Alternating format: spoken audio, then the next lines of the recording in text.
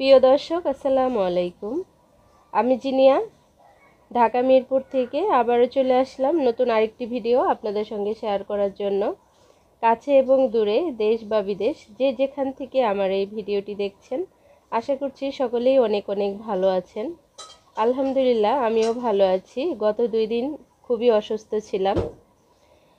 তো বন্ধুরা, বরাবরের মতো সহজ রেসিপি শেয়ার করছি। আশা করছি আজকের রেসিপিটাও ভালো লাগবে। রেসিপিটা ভালো লাগলে একটি শেয়ার করে দেওয়ার অনুরোধ রইল।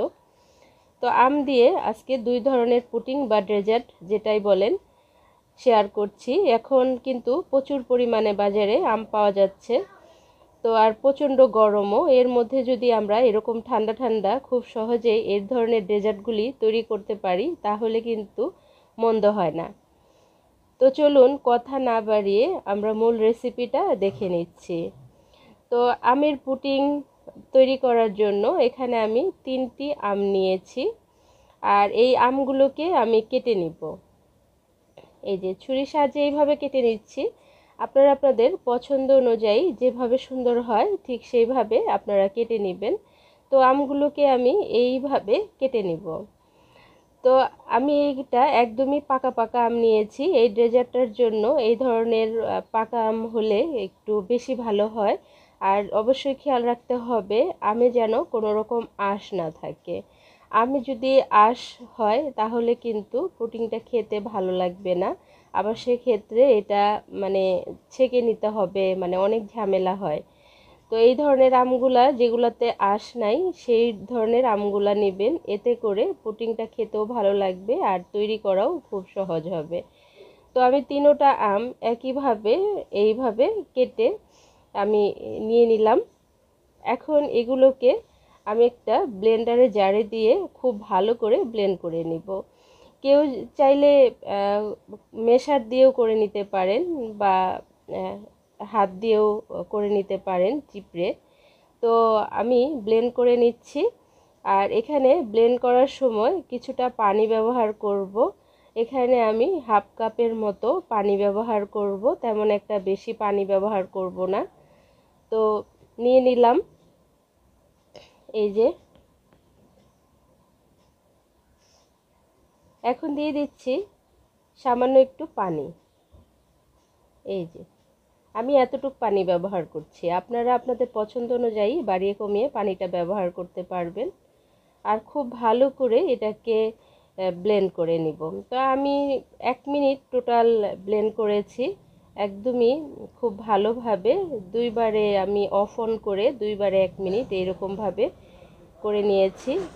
তো আমরা যে ফ্রাই প্যানটা এই আমটার পুডিং তৈরি করার জন্যই করব, আমি সঙ্গে সঙ্গে ওই ফ্রাই প্যানেই আমি আমটাকে ঢেলে দিলাম। আর ব্লেন্ডারটা জারটা একটু ধুয়ে আমি আরও কিছুটা পানি দিয়ে দিলাম। টোটাল হাফ কাপের একটু বেশি হবে পানি ব্যবহার করেছি এখানে। আর উঁচু করে 1 চামচ আগার আগার পাউডার এখানে আমি মিশিয়ে নিচ্ছি। আগার আগার পাউডারটা যদি ঠান্ডা অবস্থায় মেশানো হয় তাহলে কিন্তু খুব সুন্দরভাবে মিশে যায়।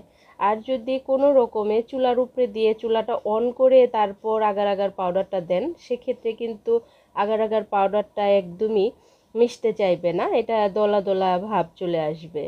তো 1 চিমটি পরিমাণে আমি লবণ দিয়ে দিয়েছিলাম যাতে করে এটার মিষ্টিটা ব্যালেন্স হয় স্বাদটা। আর দিয়ে দিলাম হাফ কাপের একটু বেশি হবে আমি চিনি ব্যবহার করলাম। আপনারা আপনাদের স্বাদ অনুযায়ী মিষ্টিটা কমিয়ে বা বাড়িয়ে ব্যবহার করতে পারবেন। আর আমের মিষ্টিটা আপনারা বুঝে শুনে নিতে হবে। তো আমার এই আমগুলা কিন্তু খুবই মিষ্টি ছিল, এর জন্য চিনির পরিমাণটা একটু কম লেগেছে।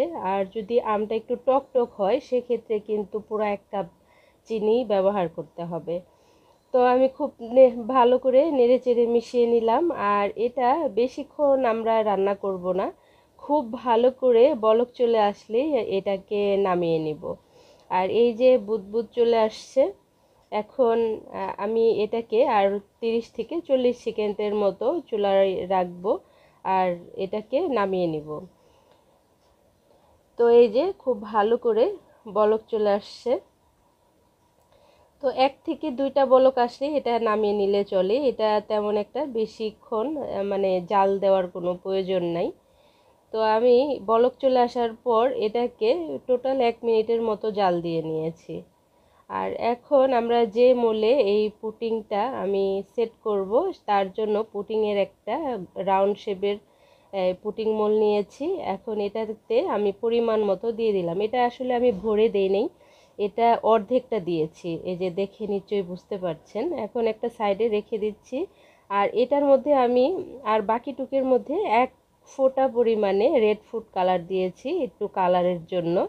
এটা আসলে অপশনাল, দিতে না চাইলে মানে বাদ দিতে পারেন।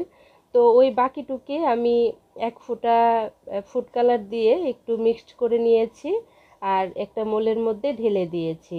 এখন এটাকে আমি 20 মিনিটের জন্য রেখে দিয়েছিলাম নর্মাল ফ্রিজে ঠান্ডা হওয়ার পর। তো 20 মিনিট পর আমাদের পুডিংটা বা ডেজার্টটা একদমই খুব সুন্দরভাবে সেট হয়ে গেছে।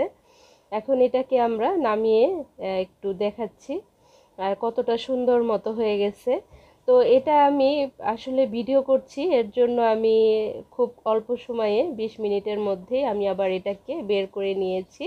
আপনাদের হাতে সময় থাকলে এটাকে 1 ঘন্টার মতো রেখে দিবেন, এতে করে এটা একদমই ঠান্ডা হয়ে যাবে আর খেতে প্রচণ্ড ভালো লাগবে। আর আমার যেহেতু ছোট ছোট বাচ্চারা মানে এই ধরনের ডেজার্ট বা পুডিং দেখলে মানে ওরা কখন খাবে মানে একটা থাকে যে আম্মু কখন খাবো। তো এর জন্য আমি বেশি সময় নেইনি, আমি এটাকে 20 মিনিট পরেই এটাকে সার্ভ করে ফেলেছি। তো পুডিংটা হয়ে গেল। তো আমাদের দ্বিতীয় যে পুডিংটা আমরা তৈরি করব বা ডেজার্টটা তৈরি করব, এর জন্য আমি এখানে 500 গ্রাম পরিমাণে দুধ নিয়েছি।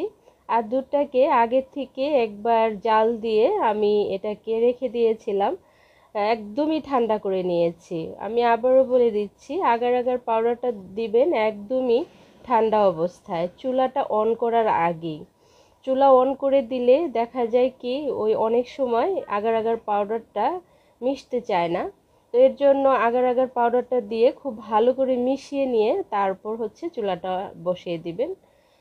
তো এখন আমি চিনি দিয়ে দিলাম উঁচু করে 2 টেবিল চামচ পরিমাণে, স্বাদটা আপনাদের ব্যালেন্স অনুযায়ী দিয়ে নেবেন।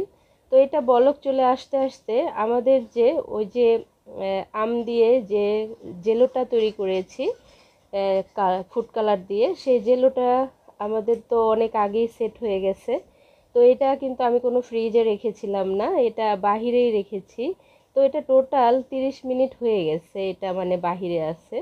তো এই যে এটা ঠান্ডা হয়ে গেছে আর খুব সুন্দরভাবে সেটও হয়ে গেছে। এই যে হাতে নিয়ে দেখালাম, এই যে দেখে নিশ্চয়ই বুঝতে পারছেন। আর এই আম দিয়ে এই জেলোটা কিন্তু খুবই ভালো লাগে খেতে। আমি যে আমের পুডিংটায় কোনো রকম কালার ব্যবহার করি নাই, তো এটা যেহেতু জেলো তৈরি করেছি এর জন্য আমি এখানে কিন্তু ফুড কালারটা ব্যবহার করেছি। তো এখন খুব সুন্দর করে এই দুধটাকে নেড়ে চেড়ে মিশিয়ে নিব চিনির সঙ্গে, আর বলক চলে না আসা পর্যন্ত অপেক্ষা করতে থাকব। বন্ধুরা এখন পর্যন্ত যারা সঙ্গে থেকে আমার ভিডিওটি উপভোগ করছেন, একটি লাইক দিতে ভুলে গেছেন, প্লিজ ছোট্ট একটি লাইক দিয়ে ভিডিওটি কন্টিনিউ করার অনুরোধ রইল। আপনার একটি ছোট্ট লাইক আমার এই ভিডিওটি অনেকের কাছে পৌঁছে দিবে, অতএব লাইকটা খুবই ইম্পর্টেন্ট। তো এই যে আমাদের এইটাও দুধটাও বলক চলে আসছে, আর এটা এই যে অনেকটাই ঘন হয়ে আসছে। তো এই দুধটাও আমার বলক আসার পর আমি 1 মিনিটের মতো জাল দিয়ে নিয়েছি। আর কেননা দুধটা কিন্তু আমি আগে থেকে জাল করে ঠান্ডা করে নিয়েছিলাম, এর জন্য এখন আর তেমন একটা জাল দিয়ে নিব না। আর পুডিং এই ধরনের জেলো পুডিংগুলা তৈরি করতে হলে অবশ্যই দুধটাকে আগের থেকে জাল দিয়ে ঠান্ডা করে নেবেন, এতে করে পুডিংয়ের সেন্টটা খুব ভালো আসে।